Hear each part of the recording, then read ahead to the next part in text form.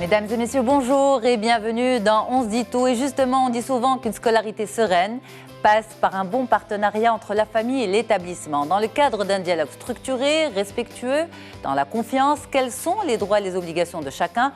On vous dit tout. Et ensuite, changement de cap pour notre interview santé, le point sur le relâchement du visage avec le chirurgien Ali Bouchama. Restez avec nous pour les détails. À tout de suite.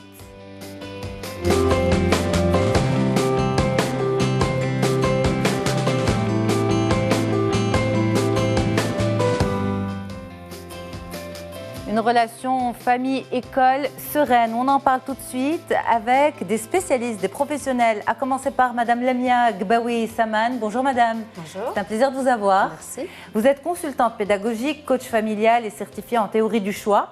Tissem Benjeloun, bonjour. Bonjour. Merci beaucoup d'être là. Merci à vous. Vous êtes psychologue, également en milieu scolaire, thérapeute familial couple et coach aussi.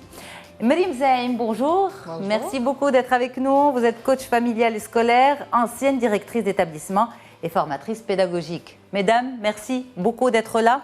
Et on va commencer vraiment par une question de structure. Est-ce qu'il y a aujourd'hui, au niveau du Maroc, une codification de cette relation famille-école, à l'instar d'autres pays, notamment si on veut prendre l'exemple de la France? Madame Saman, je vous pose la question à vous, Lamia Gbaoui Saman. Très bien. Ce que je peux vous dire, Yasmine, sur ce sujet, en fonction de mes modestes connaissances, c'est qu'il n'y a pas une codification généralisée à tous les établissements qui régissent cette relation parent-élève. Par contre, au niveau de la législation marocaine, il y a des articles de loi qui traitent des droits et des devoirs de l'enseignant, de l'administration, du parent et de l'enfant.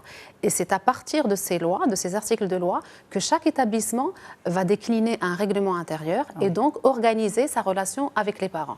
Donc en fait, c'est chaque établissement qui se débrouille tout seul.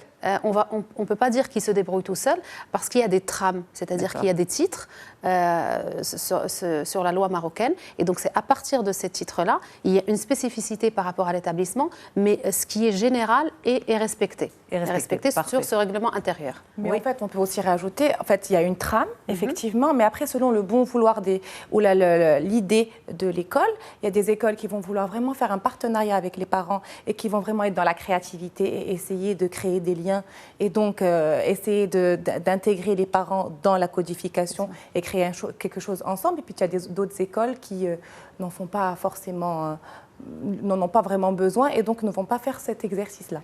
Alors, on va poser la question à l'ancienne directrice d'établissement, Marim Zaim.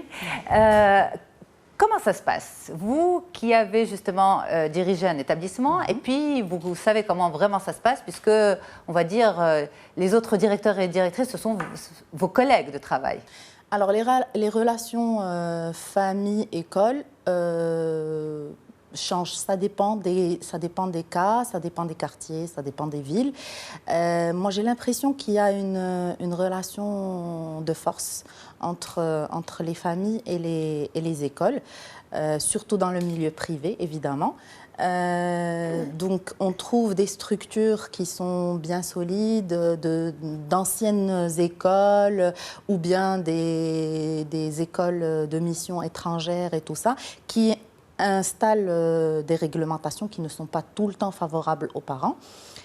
Mais dans ces cas-là, les parents se plient, quitte à ce qu'ils fassent... ils se plient en quatre. Il n'y a pas une façon de faire vraiment réglementée, standardisée? Non.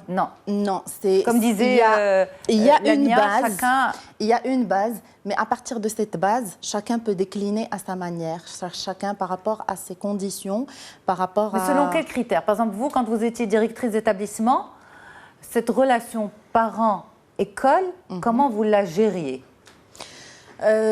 Moi, j'ai toujours pensé qu'une relation de collaboration était la chose la plus saine pour l'enfant, pour la famille et pour l'école, les enseignants. Si on n'a pas cette collaboration entre les deux systèmes, ça ne va pas. Parce qu'il faut comprendre que la famille, c'est le premier cadre de référence de l'enfant. Il grandit, il passe 3-4 ans, ça dépend de l'âge d'insertion scolaire. Alors, pendant ces premières années, le seul cadre qu'il a, c'est la maison. C'est quelque chose de... c'est toutes ces références. Absolument. Il arrive à l'école, il y a toute cette introduction, ce moment de passage. C'est comme si c'était une passation de responsabilité un peu. Donc là, l'école prend une responsabilité d'éducation, de formation, d'orientation. Et s'il n'y a pas une collaboration étroite entre les familles et les écoles, ben ça ne le fait pas. C'est comme si je coupais mon enfant de quelque chose, de tout ce qu'il a connu auparavant, et je viens et je le pose dans quelque chose qui est complètement différent. D'ailleurs, en termes de valeurs, en termes de fonctionnement. Exactement. D'ailleurs, il y a pas mal de problèmes qui en découlent. Le critère de choix est important sur ça. Alors, juste avant de parler du critère de choix, peut-être que Lamia Gbaoui Saman veut rebondir sur cette idée. Donc, ce que je voulais dire, c'est je rejoins complètement Mriem sur l'avis qu'elle a, comme quoi la relation parent-école, elle différait d'un établissement à l'autre. Ce qu'il faut savoir, c'est qu'avant, cette relation famille-école était beaucoup plus simple. C'est-à-dire que le parent savait pertinemment qu'en ramenant son enfant à l'école et qu'en suivant les instructions de l'enseignant, il assurait d'une certaine façon son avenir. Actuellement, les choses ont beaucoup évolué. Le monde du travail est beaucoup plus exigeant et la nature même de cet enfant, en termes de concentration, de motivation et de comportement, a changé. Donc, l'exigence des parents est logiquement beaucoup plus importante et a augmenté. L'exigence de l'établissement vis-à-vis de l'enfant et de ses parents aussi. Les deux. Donc à partir de là, ce qui se passe, c'est qu'il y a des établissements qui ont pris en considération ces paramètres-là, ils les ont intégrés dans leur programme pédagogique. Quand ils l'intègrent et qu'ils en informent les parents sont rassurés, ils savent où va l'établissement. À partir de là, on peut créer cette relation saine dont vous parlez et harmonieuse. Et le bénéficiaire principal n'est nul autre que l'enfant. Bien sûr. Voilà. Oui, en fait, je vais compléter ce que tu disais, c'est très important. C'est-à-dire, effectivement, il y a un avant et un après. Avant, il y avait un rapport de confiance aveugle en l'enseignement. On disait l'école, on ne remettait rien en question. Le parent n'était pas forcément acteur, il ne le demandait pas et c'était un gage de confiance. L'école va m'emmener mon enfant, le diplôme, le bac va faire en sorte que mon enfant va réussisse. Aujourd'hui, ce n'est plus le cas, il y a le chômage, c'est ce que tu disais. Donc, il n'y a plus autant de confiance. Il y a quelque chose qui s'est cassé. Ce qui fait que ce qui a changé aujourd'hui, c'est là où je te rejoins, c'est qu'aujourd'hui, le parent, il veut être acteur, il veut avoir un droit de regard. Il veut qu'on lui demande son avis et il veut s'immiscer un petit peu parce que ce rapport de confiance s'est un petit peu brisé. Et du coup, aujourd'hui, on est plus dans une configuration où il y a un travail de partenariat, un travail d'alliance, de confiance évidemment, mais d'alliance entre l'école et le parent. Et c'est ça qui est nécessaire. Alors, tu as des écoles qui le mettent en place, c'est ce que tu disais tout à l'heure, et puis il y a des écoles qui ne le mettent pas en place. Ce que disait Mriem tout à l'heure, c'est que ça dépend. Quand une école, elle a pignon sur rue et que vraiment, elle a des inscriptions, une liste d'attente énorme, elle a plus la main. C'est le rapport de force dont tu parlais tout à l'heure. Alors que quand elle n'a pas vraiment la main, que les parents sentent qu'ils sont clients et que c'est eux qui maîtrisent, eh ben, ils imposent. Donc du coup, c'est là où c'est un peu faussé. Mais on a l'impression que ce rapport de confiance n'existe pratiquement plus. Sur ce qu'a dit Tissane, ces écoles-là qui ont des listes d'attente, ce n'est pas un rapport de force. Généralement, les parents, quand ils vont aller vers ce choix d'école, c'est parce qu'ils ont vu qu'il y a des résultats après. C'est des écoles qui assurent, c'est des écoles qui ont un projet pédagogique clair, qui ne travaillent pas seulement le côté scolaire, mais il y a aussi tout ce qui est compétences douces, il y a le développement de savoir-être et faire, il y a des projets de classe. Donc les parents sont friands de ce genre d'école. Donc ce n'est pas qu'il y a ce rapport de force, mais à partir de là, l'école va venir et dire voilà mon règlement intérieur. Maintenant, vous voulez intégrer l'école, voilà comment ça se passe. Le parent peut toujours c'est-à-dire rester partenaire en respectant ce règlement intérieur. À aucun moment, il n'est obligé d'aller vers telle ou telle école. Et quand il y a ces listes d'attente, c'est que vraiment derrière, il y a quelque chose. Il y a un travail qui est bien fait. Ok. Voilà, je voulais vraiment pointer sur ça. D'accord, on va revenir sur ce point, mais juste avant, je donne la parole à Mriem Zaim. Vous vouliez rajouter Oui, moi je pense que c'est pas tout le temps vrai. C'est pas qu'il y a toujours un vrai programme pédagogique, c'est pas la seule raison pour avoir un engouement sur une école. Mais alors, ou dans ce sur cas-là, une qu'est-ce autre. qui fait que certaines écoles créent véritablement un engouement? J'ai l'impression que des fois, il y a des effets de mode. On va vers un tel endroit parce que c'est ce qui se fait en ce moment, parce que j'ai envie de dire j'ai pu accéder, mon enfant a pu accéder. C'est comme un statut social de dire mon enfant est dans telle école. Ça veut dire de un, j'ai pu accéder, j'ai eu les passages pour accéder à cette école. Des fois, parce que c'est des rémunérations, c'est des budgets énormes annuellement. J'ai les moyens, ça veut dire que j'ai les moyens de me payer. Donc, je trouve qu'il y a des fois un manque de conscience pour le choix. Mais on ne peut généraliser peut-être ni dans un sens négatif, ni dans un sens positif. On ne peut pas généraliser. Le marché propose de tout. Exactement. Le marché propose de tout. D'où la question, comment devrait se faire le choix? Exactement. Si moi, je réfléchis, parce que c'est un choix qui est primordial, choisir quelle éducation je veux donner à mon enfant. Il faut que je me pose et que je réfléchisse. Dans quel espace je veux que mon enfant évolue? Est-ce que je veux un espace très libéral? Je veux un espace où il y a une base religieuse? Est-ce que je veux... Quelle est l'image de ma famille? Quelle est mon identité familiale et quels sont les principes et les valeurs que je veux transmettre à mon enfant. Et par rapport à ce choix, aussi.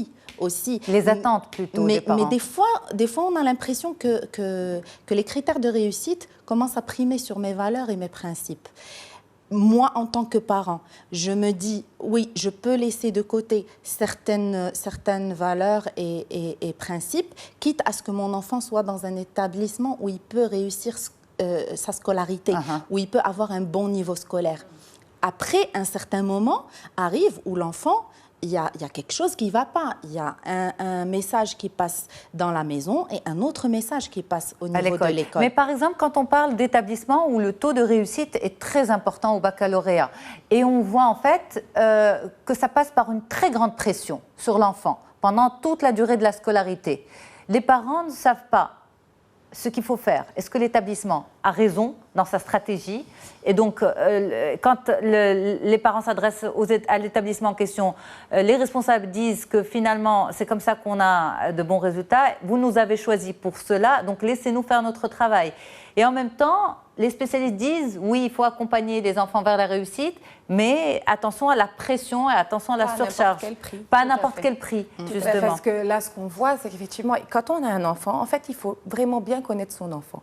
Quel niveau a mon enfant? Il y a des écoles, effectivement, qui sont des écoles d'élite. C'est normal, ça existe. On est OK avec ça. Mais il faut connaître son enfant. Est-ce qu'il a le niveau? Est-ce que je peux suivre mon enfant et faire en sorte qu'il ait ce niveau? Si la réponse est non, je n'ai pas le temps, je rentre tard, je n'ai pas les moyens peut-être de lui donner ses cours du soir que tout le monde prend, par exemple, eh ben, peut-être qu'il faut réviser un peu son choix et ne pas aller vers cette école-là qui va être tout le temps dans la surenchère.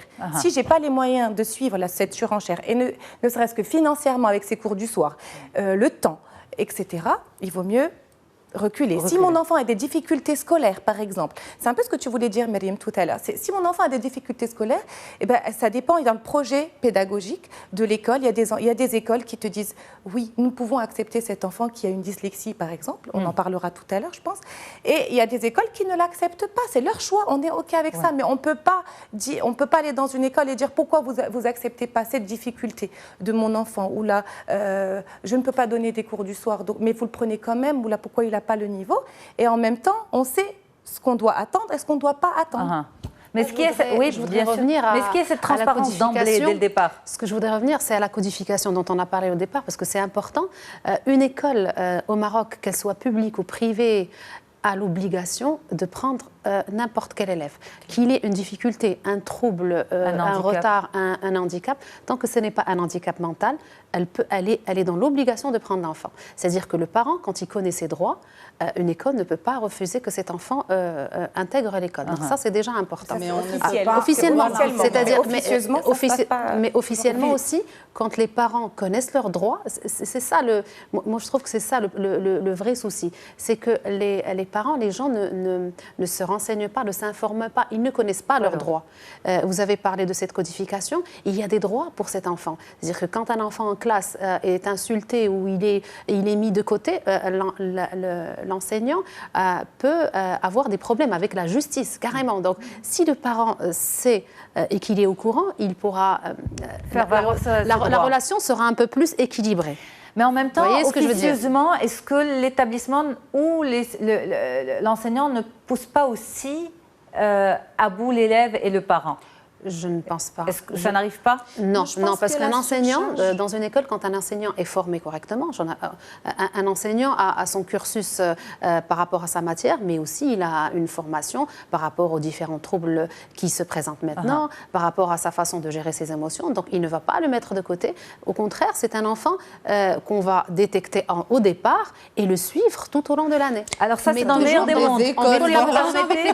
Si vous permettez, on pose la question aussi à la psychologue et à la coach, dans le sens où vous êtes amené à suivre des enfants en difficulté, en cabinet et à l'école, puisque vous êtes également psychologue en milieu scolaire.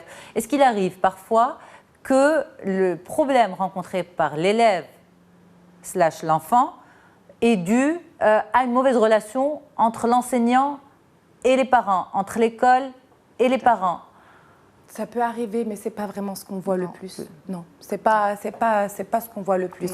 Alhamdoulilah, ça se passe plutôt correctement. Moi, j'interviens dans plusieurs écoles, ça se passe plutôt correctement. Il y a vraiment un rapport de confiance, parce qu'à partir du moment où les parents ont choisi cette école, c'est qu'ils sont en adéquation avec la mentalité et le règlement de cette école et les exigences de cette école. Quelquefois, c'est pas en adéquation. On est entre gens civilisés, on discute et on met en commun nos attentes. Parfois, donc, il y a des parents qui ne sont pas forcément d'accord. Les rapports de force, par exemple, ça va être quoi? Un exemple très courant que je vois, malheureusement, avec lequel je ne suis pas forcément d'accord, c'est les enfants qui sont nés entre janvier et mars. Ça, on connaît tous. Les enfants qui sont nés entre janvier et mars, là, mon fils, il peut passer au CP. Pourquoi vous le mettez en grande section? La réglementation dont tu parlais tout à l'heure, elle est claire. Jusqu'au mois de mars, tu peux faire en sorte que ton enfant passe au CP. Mais il y a cette possibilité de laisser en grande section. Qu'est-ce que je choisis en tant que parent? Il y a des parents, ils vont être OK avec notre avis de psy, parce qu'en fait, tout dépend de l'enfant. Il y a des enfants, oui, le psy dit quoi? La psy, elle dit quoi? La psy, ça dépend de l'enfant. Il y a des enfants qui ont le niveau. Et tu sens qu'ils sont arrivés à une certaine forme de maturité et ils peuvent aller au CP. Puis tu as des enfants que je suis, par exemple, depuis la petite section, c'est difficile. Ils suivent ils sont tout le temps en train de courir derrière un espèce de train. Pourquoi je vais laisser mon enfant le laisser partir au CP alors que je vois bien, et il y a un signalement des psychologues quand il y en a dans les écoles et même des professeurs où il y a des difficultés. Pourquoi le mettre en difficulté? Alors on va s'asseoir, on va discuter, mais le parent reste maître de la situation. S'il veut faire passer son enfant et il sait qu'il a le droit, il va faire en sorte qu'il passe au CP. Et on va le laisser prendre son choix tranquillement? Oui, parce qu'il y a cette législation qui fait qu'il a le droit de passer, malgré ce qu'on lui... notre prévention et nos signalements. Vos recommandations? Parce qu'il y a des parents qui croient qu'ils sont en train de gagner une année. D'ailleurs, quand on leur parle, ils nous disent « Non, moi, je veux faire gagner une année à mon enfant. » Mais au fait, le résultat, des fois, si je suis en train de forcer cet enfant à aller sur un niveau qui est supérieur, je suis en train de l'amener à perdre une année par la suite ou à carrément avoir une scolarité, comme Tissam a dit, à la traîne. Moi, ce que je dis, c'est qu'on le pousse à partir un an plus tôt de la maison après le bac. Donc autant le garder. Non, mais il y a beaucoup de souffrance. Il y a énormément de souffrance. Tu fais hyper confiance, cet enfant, qui est tout le temps... Il y a un moment donné où il va s'essouffler. Parce que pour un mais ce n'est pas dans tous les cas. Il y a des enfants où ils peuvent passer, mais il y a quelques-uns qui s'essoufflent. Et pour ces quelques-uns, quand l'école a la chance d'avoir une psychologue ou un coach à l'école et qu'on vous le signale, eh ben, des fois, il y a ce rapport de confiance, la vérité, et ils écoutent, et puis des fois, non. Mais parce qu'il y a des parents qui nous disent, mais la différence, c'est juste 1 mois ou 2 mois par rapport aux enfants, ou 3 mois ou 4 mois par rapport aux autres enfants. Mais après, à chaque niveau, il aura des enfants qui peut-être le dépassent d'1 an. Absolument. Et donc, leur structure cérébrale n'est pas pareille. Leur capacité à apprendre n'est pas pareille. Leur évolution, leur développement, ils évoluent à deux vitesses. Tout à fait. Donc, du coup, cet enfant peut se retrouver tout le temps en décalage. Le plus petit de la classe. Exactement. Mais parce que 10 mois de différence à cet âge, c'est énorme. C'est énorme. Absolument. Exactement. Alors, ce qui est très important aussi, c'est de parler des attentes de chacun. Les parents ont des attentes de la part des enseignants et les enseignants ont des attentes aussi de la part des parents. On va en parler juste après la pause qui arrive dans quelques instants. Et on va aussi faire le point sur le relâchement du visage avec le chirurgien Ali Bouchama. Mesdames, merci beaucoup de rester avec nous sur le plateau et nous revenons dans quelques instants pour la deuxième partie. À tout de suite. Toujours avec vous sur Médien TV, on reprend la deuxième partie de notre discussion sur cette relation école-famille, une relation supposée être de confiance et de coopération et de collaboration. Un tour de table très riche, Lamia Gbaoui Saman, consultante pédagogique, coach familial et certifié en théorie du choix, Tissem Benjeloun, psychologue, également milieu scolaire, thérapeute familial et couple, et également coach. Et puis Marim Zahim, coach familial et scolaire, ancienne directrice d'établissement et formatrice pédagogique. Mesdames, merci beaucoup d'être là.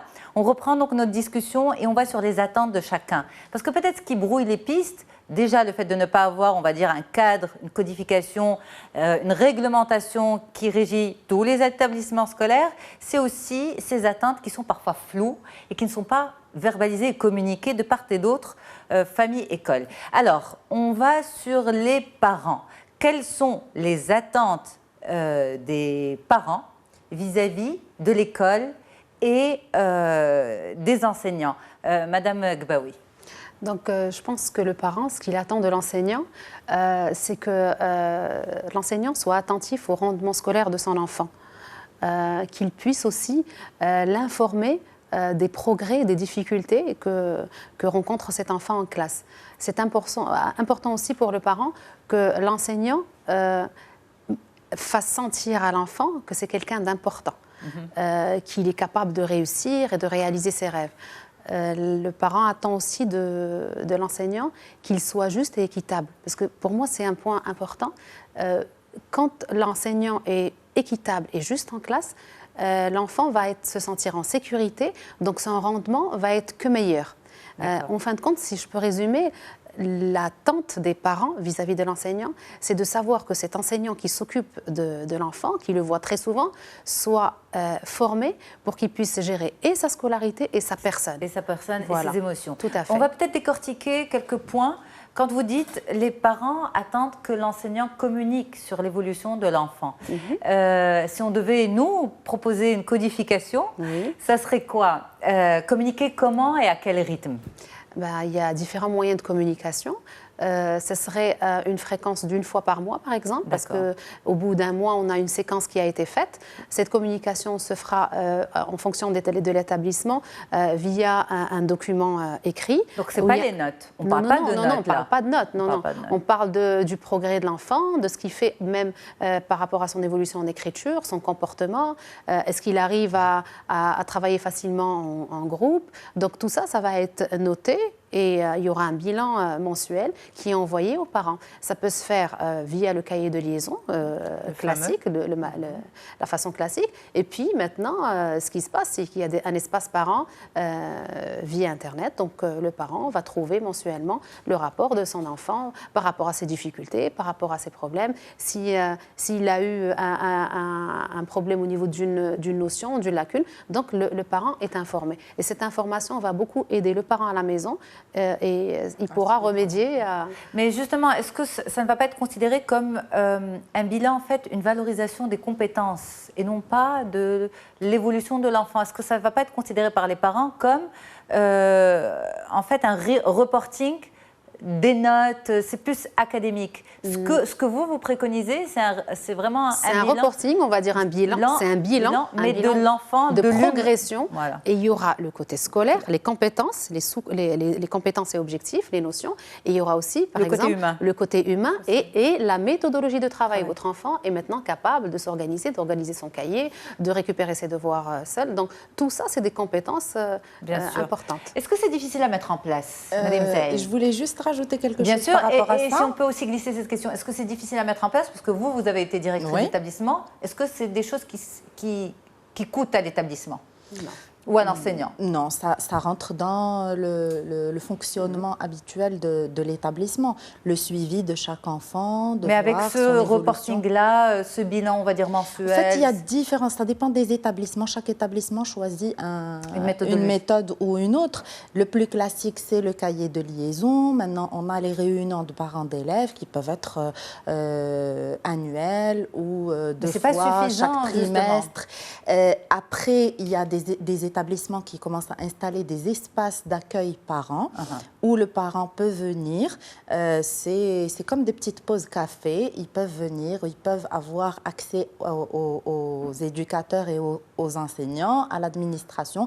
Ils peuvent parler et partager leurs inquiétudes ou juste avoir un suivi par rapport à leurs enfants. Il y a comme... Mais par exemple, par rapport à ce que proposait Lamia, ce rapport mensuel sur chaque élève, quand on sait qu'une classe compte environ, allez, on va être très positif, on va dire 25 élèves. Voilà. Ça, maintenant, c'est ça, c'est entre 20 et 25 élèves. Les privés, de moins en moins. 29, entre 25 et 28. Voilà. Est-ce que c'est possible? Est-ce que c'est possible pour l'enseignant de faire ce suivi, on va dire, à la carte de chaque enfant? C'est plus simple à l'enseignant de faire ce suivi mensuellement. Parce que c'est un suivi qu'il devra, c'est des rapports qu'il devra présenter en fin de trimestre. Oui. Donc, s'il les fait mensuellement, ça ne fait que faciliter sa tâche. C'est comme s'il était en train de splitter le travail qu'il devrait présenter Exactement. Et puis, ça permet de voir les plus petits détails d'évolution de l'enfant.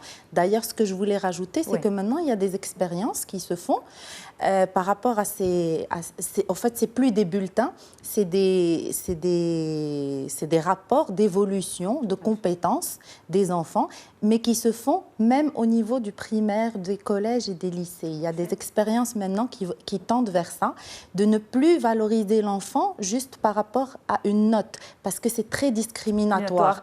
Alors que quand on parle de l'évolution des compétences, des acquis qu'il a eu pendant ce temps-là, ça permet aussi de dire, voilà, maintenant il a installé ça, ça va lui permettre d'avancer plus rapidement sur cette matière ou sur cette compétence. Parfait. Ça ouvre plus les portes. Il faut qu'on aille sur les attentes des parents, des enseignants. Des enseignants.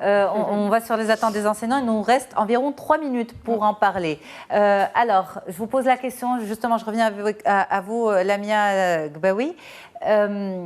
Les enseignants, qu'est-ce qu'ils attendent des parents? Est-ce qu'ils attendent une deuxième école à la maison, un soutien de l'enfant, un soutien de l'enseignant? Qu'est-ce qu'ils attendent au juste? Je pense que l'enseignant attend essentiellement du parent qu'il prenne déjà connaissance des messages qu'il lui envoie sur ce qui se passe à l'école, donc parce que l'enseignant va souvent envoyer des informations sur l'enfant. Il est important aussi que le parent puisse communiquer s'il y a des situations spécifiques que l'enfant va vivre, s'il est malade, s'il a des soucis familiaux, donc ça c'est important. Et puis surtout, je pense que l'enseignant, ce qu'il attend, c'est que le parent supporte le règlement intérieur de l'école. C'est très important. Parce que dans ce cas, l'enfant se sent en sécurité. Il voit bien que les enseignants et les parents ne font qu'un. C'est-à-dire qu'il n'y a pas de divergence. Et dans ce cas-là, l'enfant va se sentir en sécurité. Enfin, je pense, si je dois résumer l'attente de l'enseignant par rapport aux parents, il attend de lui qu'il le soutienne. Et la meilleure façon de le soutenir, c'est qu'il lui fasse confiance et qu'il soit présent et réactif au quotidien. Ça, c'est très important. En fait, si on doit résumer, que ce soit en ce qui concerne l'attente des parents ou des professeurs, il y a à peu près la même chose. Communication, bienveillance, empathie, confiance et partenariat et travail d'alliance. Moi, quand je vois, par exemple, dans mon cas personnel, quand on a des enfants qui sont en dyslexie, ou qui ont une dyslexie ou qui ont une difficulté, nous, ce qu'on fait, c'est qu'on veut signaler aux parents et on les intègre dans le projet où on va voir la difficulté, on va se voir entre professeurs, on va appeler les parents qui vont venir, on va faire une réunion avec eux, on va mettre en place, on va prendre de chez eux des données et après, quand c'est nécessaire, soit on fait une guidance parentale et donc là, on fait des recommandations et c'est suivi. On leur demande de suivre nos recommandations et c'est en alliance avec eux. Et là, souvent, alhamdoulilah, il y a des parents qui le font et ils suivent. Et quand il y a plus qu'une guidance, on va les orienter vers des aides extérieures, psychiatres, pédopsychiatres, orthophonistes, psychomotriciennes. Et ben, on attend d'eux, et les professeurs attendent d'eux qu'ils suivent et qu'ils aillent vers quoi on les aiguille pour qu'on continue à suivre cet enfant. Et après, le lien, ce qui est important, c'est qu'ils doivent garder ce lien entre les professionnels qui gardent leur enfant, qui les suivent, médicalement parlant, et nous. Et créer ce lien entre l'école et les extérieurs. Et les extérieurs. Merci beaucoup, mesdames. On va dire que c'est le mot de la fin, bien résumé. C'est un plaisir d'échanger avec vous sur cette thématique. Moi, je reste avec les téléspectateurs et on va sur l'interview santé. À tout de suite.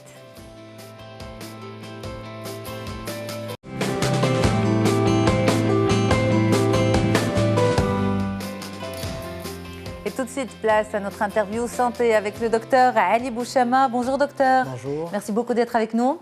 Vous êtes chirurgien esthétique diplômé au Brésil et on fait le point avec vous aujourd'hui sur le relâchement du visage. C'est vraiment une expression qui n'est pas du tout jolie. Mais qu'est-ce que ça veut dire exactement, docteur Bouchama? Alors, relâchement du visage, on va dire plutôt relâchement des structures du visage. Donc, ça concerne principalement 3 éléments. Il y a la peau, bien sûr, mais aussi les muscles du visage qui sont censés supporter cette peau. Le 3e élément important qui subit ce relâchement, ou plutôt cette ptose, c'est la graisse, les structures graisseuses. Par exemple, les joues, les pommettes, donc subissent cet élément de ptose. On verra tout à l'heure, bien Exactement. sûr. Alors, on a des images justement là. Il y a le avant-après. On ne va pas parler de l'après tout de suite. On va surtout parler de l'avant. Donc là, on a le visage d'une dame qui a la soixantaine peut-être. C'est ça, c'est ça, tout à fait. Alors, vous voyez, au niveau du bas du visage, vous voyez que la graisse et la peau s'accumulent vers le contour mandibulaire, ce qu'on appelle l'ovale. Donc, Oui. c'est un relâchement qui concerne la peau, le muscle et la graisse. Donc, du coup, c'est pour ça qu'on les appelle les bas-joues. Si vous voulez, c'est la structure graisseuse qui se retrouve tout en bas vers le contour mandibulaire qui, normalement, chez les jeunes femmes, les jeunes hommes aussi, est défini. Donc là, on voit aussi par rapport au cou, vous voyez que la peau et le muscle, ce qu'on appelle le muscle platysma, c'est le muscle qui constitue tombe et commence à apparaître une espèce de 2 bandes au milieu, c'est ce qu'on appelle les fameuses bandes platysmales. Et ça, on verra après les traitements pour remédier à ça. Donc, les 2 bandes verticales. Verticales, exactement. Okay. Des fois, on en a 4, 2 au milieu et une de chaque côté. Donc là, bon, après. Mais ce relâchement, il concerne tout le corps, pas uniquement le visage. C'est bien ça, docteur? Tout à fait, sauf que le visage est la partie exposée. C'est la plus exposée du corps. C'est là où la personne, ou la patiente, ou le patient commence à remarquer l'effet de l'âge, l'effet du vieillissement. Et donc, c'est la partie la plus... Et le tolère peut-être moins. C'est ça. Et il y a beaucoup de demandes par rapport au visage. Et j'étais moi-même surpris de voir, par rapport au Brésil, je pensais que c'était quelque chose qui serait moins demandé. Mais au contraire, toutes les classes sociales ont ce souci de maintenir une certaine forme de jeunesse, de s'entretenir tout simplement. Ouais. Et ça passe bien sûr par le visage, c'est la partie la plus exposée. Qu'est-ce qu'on vous dit en général? J'ai mauvaise mine, même si je dors bien, j'ai le visage fatigué, j'ai un visage triste. Qu'est-ce qu'on vous dit? Ça revient souvent, cet aspect de mauvaise mine, ou alors quand je demande alors qu'est-ce que je pourrais faire pour vous, qu'est-ce qui vous dérange? Tout le visage me dérange. Bon, ça c'est assez, on va dire, rigolo, mais ça traduit en fait que la personne a noté un véritable changement dans toutes les structures. Et en fait, ça ne reflète pas peut-être ce qui se passe en elles. Elles se sentent peut-être encore jeunes. Toujours aussi dynamique, toujours plein d'énergie, mais malheureusement, la personne voit que le visage ou le corps ne suit pas toujours. Ne suit pas toujours. Va plus vite peut-être. Ça va peut-être plus vite que leur imagination, tout simplement. Et à partir de là, ça commence à gêner, d'où la consultation pour voir est-ce qu'il y a des moyens pour freiner ce on va parler des moyens dans un petit moment, mais si vous permettez, on reste encore toujours sur les différentes parties du visage concernées. Quand on parle de relâchement du visage, vous vous dites en tant que spécialiste, on parle de relâchement des structures du visage. Exactement. Donc graisse, peau et muscles. Exactement. Ça concerne quelle partie du visage? Nous avons parlé des bajoux. Les bajoux, l'ovale du visage. L'ovale du visage, oui. Les pommettes, mais aussi les yeux et le cou. Ça, on va dire, ça regroupe visage et structure voisine. Alors, on va dire les plaintes les plus fréquentes, c'est tout simplement, vous voyez la masse graisseuse constituée par la joue, avec l'effet de la gravité, va aller vers le bas. Donc, du coup, quand vous dites l'effet de la gravité, ça veut dire? La gravité qu'on subit tous les jours, tout simplement, toutes les structures, quand vous voyez des seins, par exemple, une peau qui se relâche toujours vers le bas. Ça, c'est l'effet de la gravité. C'est l'âge? C'est l'âge, parce que les structures qui retiennent, c'est la peau, par exemple, deviennent plus flasques. Du coup, on subit cet effet. D'accord. Alors, il y a bien sûr, par exemple, les joues qui vont tomber, entre guillemets, vers le bas, vont marquer les sillons nasogéniens. D'accord, c'est-à-dire là, cette partie-là. Exactement. Et par conséquent, il y a une migration du volume vers le bas. Du coup, la partie osseuse, l'arc zygomatique, devient plus exposée. On a l'impression qu'on touche directement l'os. Donc ça, c'est un effet du relâchement du visage. Vous voyez, la partie des cernes, ce qu'on appelle des fois la vallée des larmes, tout simplement, vu que la structure de la joue qui supportait la paupière va vers le bas, il y a un écart qui commence à se creuser entre la paupière et la joue. Du coup, cette fameuse vallée se creuse. Alors, ça commence à quel âge? Parce qu'on se dit, bon, normalement, tout ce qu'on nous décrit là, c'est véritablement l'apparence de la vieillesse. On va dire les choses de façon crue, directe. C'est vraiment l'apparence des personnes âgées. Et on l'a vu, votre patiente a aux alentours de la soixantaine, donc tout ce que vous décrivez s'est installé. Sauf que ça ne s'installe pas, je vais y arriver, du jour au lendemain. Ça prend du temps et ça suit un long cours. Et ça peut apparaître à partir de quel âge, docteur Bouchama? Écoutez, il n'y a pas d'âge vraiment où ça commence à apparaître parce qu'il y a plusieurs facteurs qui entrent en jeu. Premièrement, la génétique. D'accord, le facteur génétique est extrêmement important. Je vous donne un exemple. Une peau fine et blanche vieillit plus rapidement qu'une peau épaisse. Les peaux noires aussi vieillissent très lentement. C'est très rare de faire des liftings chez des peaux sombres noires, parce que la peau est plus résistante, plus épaisse. Donc il y a les facteurs génétiques. Deuxièmement, il y a le soleil. C'est un énorme facteur de vieillissement. Le meilleur exemple, c'est la fameuse photo du camionneur qui a fait les routes pendant plus de 30 ans, la moitié du visage complètement vieilli, l'autre moitié à l'ombre qui était conservée. Donc il y a le soleil. Il y a l'entretien, l'hydratation, il y a les grands changements de poids. D'accord. Par exemple, une jeune fille ou un jeune homme de 20 ans qui va perdre, suite à une chirurgie bariatrique, par exemple, 60-80 kilos, on va voir qu'il y a un véritable relâchement des structures. La grossesse aussi? Après la grossesse? La grossesse, ça concerne plus le corps, le ventre, parce qu'il y a une dilatation de la peau et des muscles. Puis ensuite, après l'accouchement, les structures se retrouvent un peu flasques. Donc, mais en moyenne, est-ce qu'on peut dire que la fin de la trentaine, c'est vraiment... Ça sonne le début du vieillissement cutané ou ça peut être bien avant? En général, effectivement, c'est vers la trentaine, mais il y a des patients, encore une fois, ce n'est pas quelque chose de rare, qui présentent des signes de vieillissement, de relâchement cutané précoce. Suite à mauvais entretien, mauvaise qualité de peau, hygiène de vie, bien sûr. Quelqu'un qui s'hydrate la peau tous les jours va vieillir mieux, entre guillemets, que quelqu'un qui n'a jamais pris soin de sa peau, n'a jamais hydraté. l'alimentation peut entrer en jeu. Par exemple, les gens dénutris, qui mangent mal, pas équilibrés, ils vont avoir un déficit en protéines. Donc les structures collagènes, élastines qui supportent la peau vont être faibles. Absolument. Du coup, on a un vieillissement plus rapide. Donc il y a des facteurs qui rentrent en jeu par rapport à la vitesse de ce relâchement. Alors, il nous reste environ 4 minutes. Il faudrait peut-être parler de la prise en charge. Avant de parler de la chirurgie, est-ce que, par exemple, et au-delà de l'hygiène de vie, l'hydratation, toutes ces choses dont vous avez parlé, est-ce qu'il y a des méthodes non invasives avant de parler du lifting, par exemple? Bien sûr, il y a toute une gamme de traitements non invasifs qui va être adaptée au cas par cas. D'accord? Je vous donne un exemple. Les rides qui se forment, c'est le Botox qui va permettre de les traiter. D'accord. Les creux qui s'installent au niveau des joues, au niveau des sillons, au niveau de vallée des larmes, on peut les remplir avec de l'acide hyaluronique. C'est quoi l'acide hyaluronique? C'est une substance qui existe dans notre peau. On ne fait que restaurer ces pertes de volume.